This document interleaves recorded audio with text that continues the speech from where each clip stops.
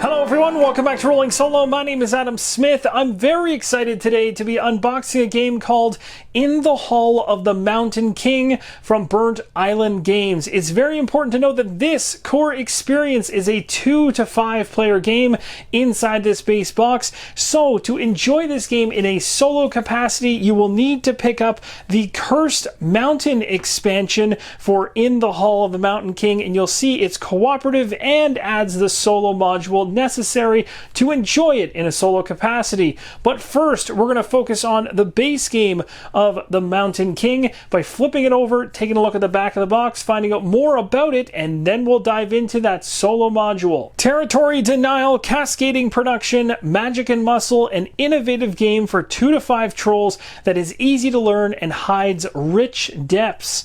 The war was generations ago. Driven from our ancestral home beneath the mountain, we have been scratching out survival in the cold and the dirt. But now something has happened. We feel it in our bones. Without the soul of our people to sustain it, the mountain has collapsed, taking our revenge for us. Our enemies have fled, and the rubble of our ancient halls calls out for we trolls to come home. By claw and by hammer, we will return to our home, and our home will return to us. When you first open up the box, you will always seemingly find a rulebook, and this rulebook is no different. Right on the very top, your objective is laid out nicely here, as well as that introduction to the game. You'll see at the top here, 2 to 5 players, 90 minutes, 12 plus for age. But remember, as long as you have that solo module expansion, you can play this in a solo capacity. Let's go ahead and show you the inside of the rulebook. It's quite the production here. So first off, we've got the double-sided game board over here in the top left, as well as 52 tunnel tiles, great hall tiles down here. We got the player mats, we got spell cards, we got starter troll cards, so many different components inside this thing. We've got wooden components for stone, iron, heartstone, carts, hammers, runes, coins, all kinds of things you're going to potentially be finding or running into when you go through this mountain. Moving on to the next page over here, you've got the general setup at the very top and the player setup down below. There is 9 steps for general setup, and player setup has about 4 letters worth. This is what the game will look like on the table. It certainly is eye-catching, and you'll see the components more up close in a second. Now, I'm not going to go through everything in this book, as I never do, as the detail level would bore you, but it's always good to get an idea as to the flow of the rulebook, the spacing, and also just the font size and everything else. It seems like they've done a great job of incorporating illustrations and artwork within this game, and also the iconography appears really nice and clear. So that's a big kudos to them on that part. Now, if I continue on through here at a little bit of a faster pace, you'll see some great example shots of the gameplay as well. And jumping right to the back of the book, it's only 15 pages in length, with the team play rules on the back would be considered the 16th page, and gameplay changes here as to how to play this team play variant. Here is a look at what the game board, at least on one side, looks like. It certainly is quite beautiful, and you'll notice here we've got the pedestal track right here on the far left. We also have the score track, of course, running along all sides of the game board, and we've got all those buried resources inside the mountain. And here is what the opposite side of the game board looks like. Again, very visually striking, but a completely different layout. The same tracks involved, but again, the placement of all the buried resources, very different. Now let's go ahead through some of the punch boards inside the box. You can see right here we have 6 of the great hull tiles. They look pretty awesome. We've also got the pedestal point tokens right here, as well as some pedestal reminder tokens over here. I'll spin these around so you can see the great hull tiles a little closer up. They are really nice looking. And then down here, you're probably wondering what these are. They are considered the workshop tiles. Finally, we have 2 coronation tokens over there. And here is what the back looks like from that exact same punch board. Here we have the tunnel tiles, of which there are a lot of them. You'll also notice there's some circular cutouts as well, which is quite interesting. Flipping them over, and we have a couple of these. This one has even more punched out than normal. Lots of holes all over these tunnel tiles.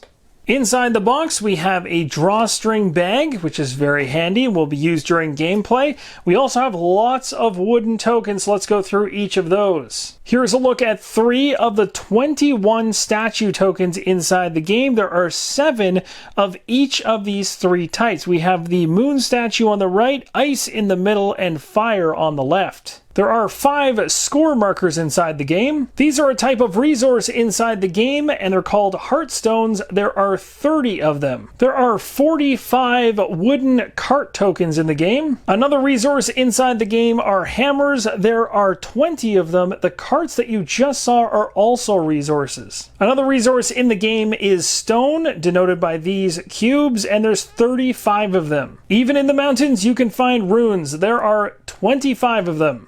Another resource in the game is iron. There are 35 cubes representing iron. Here are 3 of the 18 pedestals inside the game. 1 for moon represented, 1 for ice, and 1 for fire. So there are 6 for each of them. You'll find some team storage cards inside the box. Here we have the 17 spell cards inside the game. I'll show you them quickly. You can pause the screen if you want to read any of them. The Hollow Leap, Ritual, Stone Step, Cart Fetch, Phantom Hands, Golden Mask, Tough of Iron, Banishment, Invigorate, Giant Strength, a Summon, a Rite, Spirit of Giving, the Hall of Legends, Wings of Zeal, Hammer of Heroes. The artwork, by the way, is very, very nice, and that brings us all the way around. And here you can see all 5 player mats laid out. And here's a more up-close shot of those player boards. And lastly, just before we get to the cards below, we have one of the most important resources, coins, as well as a token down here called the Crown. There are 3 blocks of cards inside the box, so let's go ahead, open them up, and go through them. This first deck of cards is for level 1. These are considered troll cards. We'll go through each of them here. You can also see the great artwork up top.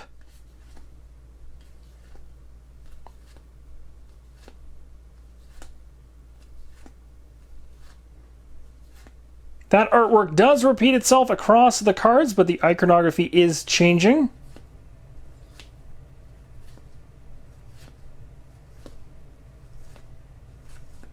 Here we have 30 starter troll cards we're going to go through, and you can see here there's different color backs for these, but the artwork is the same. We'll flip them over and take a look at the cards. The artwork on this side is the same as well, and you've got iconography differences across these cards.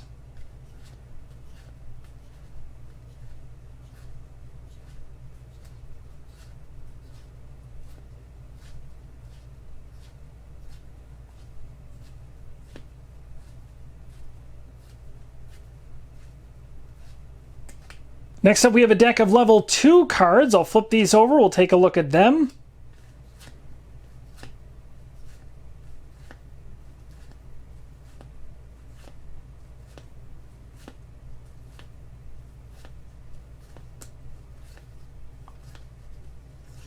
And last but not least, level 3.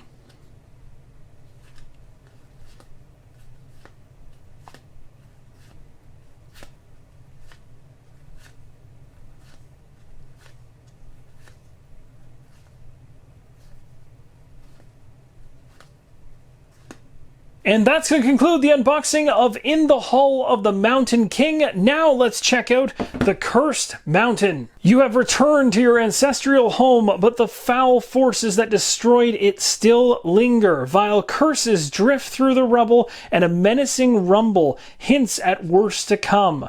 Working together or alone, you must fulfill an ancient prophecy to calm the mountain before it all crashes down around you. So right away we run into the rulebook for this module. You can see the components all laid out here. We got a prophecy board, 20 curse cards, 15 dedication tiles, 8 quake tokens, and a campaign ledger. So we'll go ahead and open this up so you get an idea as to what it looks like inside. We got the setup changes here. That looks to be 7 steps, and then some illustrations on this far side. Continuing on, we got the general rule changes in order to play solo and how curses are going to work. Again, if you want to read any of this, you can always pause the screen if you're interested. Breaking curses and how that works in terms of muffling them as well. We also have quakes and how they're dealt with. Tunnels safe from quakes, other quake effects, and dedicating statues. We got winning and losing conditions on the back, and that sums up the rules for this module. Here's a look at the 20 curse cards inside the game. You can see the backs all are uniform. Flipping them over to the opposite side, this is what they look like. Feel free to pause the screen if you want to read through them, but being that this is specific to solo, there's going to be a lot of interest here in terms of what these say and are all about.